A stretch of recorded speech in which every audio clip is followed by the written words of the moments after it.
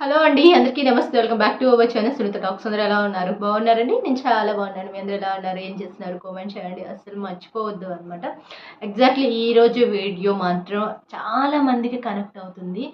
ఆహ్, మీకు ఎంతమంది కనెక్ట్ అయింది అనేది కూడా నేను ఈరోజు తెలుసుకోవాలనుకుంటున్నాను. కాబట్టి ఖచ్చితంగా వీడియో చూసిన ప్రతి ఒక్కరు కూడాను కామెంట్ చేయడానికి ట్రై చేయండి.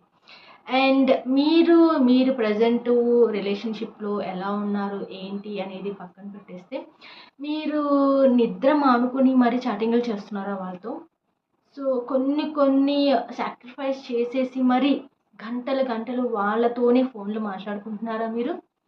సో, అయితే నేనొక విషయం చెప్పాలి అనుకుంటున్నాను. వీడియో ఎండ్ వరకు చూడండి. కాకపోతే స్మాల్ రిక్వెస్ట్, కొత్తగా వాచ్ చేస్తున్నట్లయితే సబ్స్క్రైబ్ కూడా చేసేసుకోండి. బట్ నేను మన సబ్స్క్రైబర్స్ అందరినీ ఒక క్వెషన్ వేయాలి అనుకుంటున్నాను. యాక్చువల్లీ నిజమైన ప్రేమ అనేది ఉందా? లేదా? కామెంట్ చేయండి. అండ్ ఎందుకు ఈ క్వెషన్ ఏసాను అనేది కూడా చెప్తాను. చాలామంది ఐ థింక్ ఇప్పుడు ఒక బెటర్ అమ్మాయి దొరికింది అనుకోండి. ఆ అమ్మాయిని ఇష్టపడటమో, తనతో ట్రావెల్ చేయటమో చేస్తుంటారు. లేదా వేరే ఇంకేదో ఇంకొక పర్సన్ దగ్గర యాక్చువల్లీ మనీ ఉందనో, లేకపోతే అతను చాలా హ్యాండ్సమ్ ఉన్నారనో, లేకపోతే ఇంకేదో చూసి ఒక అమ్మాయి తనని ఇష్టపడిందనుకోండి. అది బానే ఉంటుంది.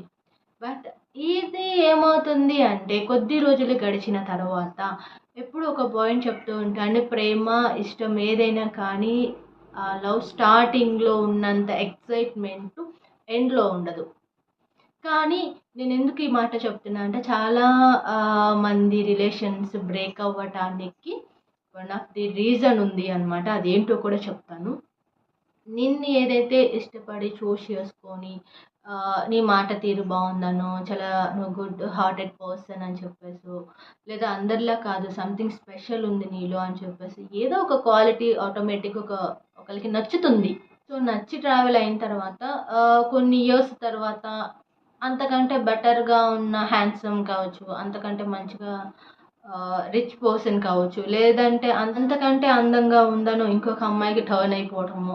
ఇలాంటివన్నీ మనం రెగ్యులర్ డేస్‌లో చాలామంది విషయాల్లో చూస్తున్నామనమాట.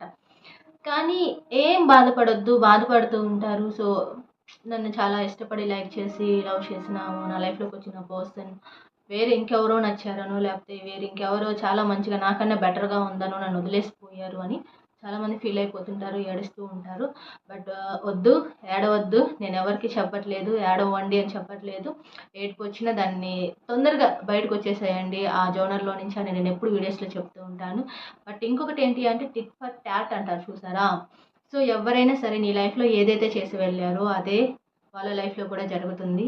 అది ఎలా జరుగుతుంది అంటే నిన్ను వద్దనుకోని ఏ పర్సన్ కోసం వాళ్ళు వెళ్ళిపోయారో అదే పర్సన్ వాళ్ళని కూడా వదిలేసి ఇంకో పర్సన్ కోసం వెళ్ళిపోతారు. అదే జరుగుతుంది. So, don't worry. ఎవ్వరు ఫీల్ అవ్వద్దు, ఏడవద్దు. సో, ఫ్రెండ్స్ నేను చెప్పాను కదా! లవ్ స్టార్టింగ్‌లో ఉన్నట్టు ఎండ్‌లో ఉండదు అని చెప్పేసి. బట్ ఏంటి అంటే ఈ ప్రెజెంట్ స్టార్టింగ్‌లో చాలా బావుంటుంది. ఎంత బావుంటుంది అంటే ఇంతకన్నా నన్ను బాగా చూసే పర్సన్ ఇంక నా లైఫ్‌లోకి రారేమో! ఎంత గొప్పగా ట్రీట్ చేసేవాళ్ళు చాలా కష్టమేమో! ఇది చాలా బావుంది కదా! అనే ఒక ఫీలింగ్‌లో ఎగురుతూ ఉంటామనమాట. అలా పైకి. కానీ వాళ్ళ కోసం ఎన్నో సాక్రిఫైజులు చేస్తుంటాము. వాళ్ళ కోసం ఏదేదో చేస్తుంటాము. సో, వాళ్ళతో ఎప్పుడెప్పుడు కనెక్ట్ అవ్వాలి, ఎప్పుడెప్పుడు వాళ్ళతో మాట్లాడుతూ ఉండాలి. సో, అని ఎదురు చూస్తూ ఉంటాము. మేబీ వాళ్ళ దగ్గర నుంచి కాల్స్ ఆర్ టెక్స్ట్‌లు ఏమైనా వచ్చాయి అంటే మాత్రం చాలా ఎక్సైట్ అయిపోతూ ఉంటారు అనమాట. ఇక చూడండి వాళ్ళతో గంటలు ఫోన్‌లు మాట్లాడుకుంటూ ఉంటారు. అండ్ చాటింగులు చేసుకుంటూ ఉంటారు.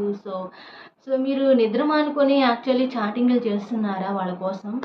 కానీ గుర్తుపెట్టుకోండి అదే నిద్ర మానుకొని వాళ్ళ కోసం ఏడుస్తారు కూడా అనమాట. అలా ఏడ్చే రోజు వాళ్ళు తీసుకొస్తారు మీకోసం. సో, గిఫ్ట్ రెడీగా ఉంటుంది కాబట్టి మీరు వెయిట్ చేయండి. మేబీ ఇలాంటి సిట్యుయేషన్ మీకొచ్చిందో రాలేదో తెలీదు. బట్ ఫ్యూచర్‌లో వస్తుంది అనమాట. పక్కాగా వస్తుంది. సో, మీరు ఎవరి కోసం అయితే మీరు ఆరాటపడి నిద్రలు మానుకొని మరీ చాటింగులు చేస్తున్నారో అదే నిద్ర మానుకొని ఏడుస్తారు ఒకరోజు అనమాట. ఇది నేనెందుకు చెప్తున్నాను అంటే ఫ్యాక్ట్ అనమాట ఇది. ఇదే రియల్ ఫ్యాక్ట్. చాలామంది ఎక్స్‌పీరియన్స్ చేశారు. మీరింకా చేశారో చేయలేదో కామెంట్ చేయండి. బట్ ఏంటంటే మంచితనం దాంతో పాటుగా ప్రేమకి విలువ లేదు. అలాంటి నెగెటివ్ పర్సన్స్‌కి మనం మంచి మాటలు చెప్పినా కూడాను అవి నీతుల్లాగా ఉండవు, వాళ్ళకి బూతుల్లాగా వినిపిస్తాయి అనమాట. మిమ్మల్ని అసలు మోసం చేస్తున్నారు అని తెలుసుకోవాలి అనుకుంటే మొదటగా మోసం చేసే వాళ్ళ లక్షణం ఏంటి అంటే, మీరు ఫోన్ చేస్తే ఫస్ట్ నేను బిజీగా ఉన్నాను అంటారు. లేదా సో ఓకే వెయిట్, నేను కొద్దిసేపట్లో ఒక గంటలో అరగంటలో ఫోన్ చేస్తా అంటారు, కానీ ఆ రోజంతా చెయ్యరు అనమాట.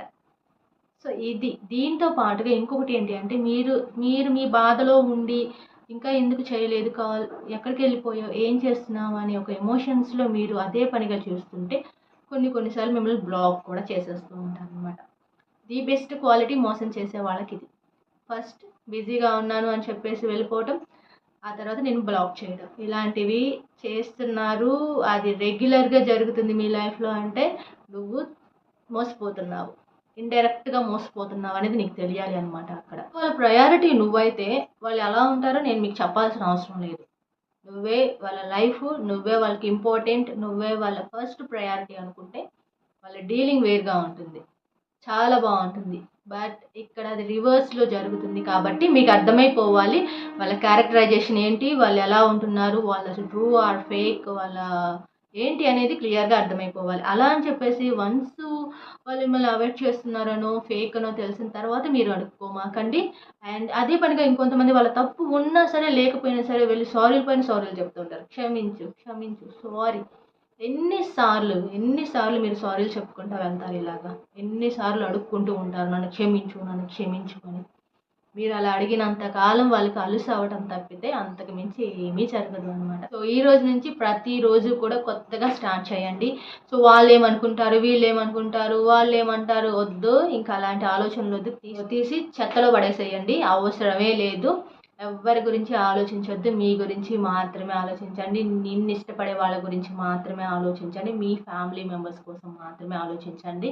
So and time to change, నీ చేంజ్ అయ్యే టైం వచ్చేసింది. ఖచ్చితంగా దాన్ని ఉపయోగించుకోండి. నిన్ను వద్దన్న వాళ్ళకి, కాదన్న వాళ్ళకి, అక్కర్లేదన్న వాళ్ళకి నువ్వేంటో తెలిసేలా చెయ్యి.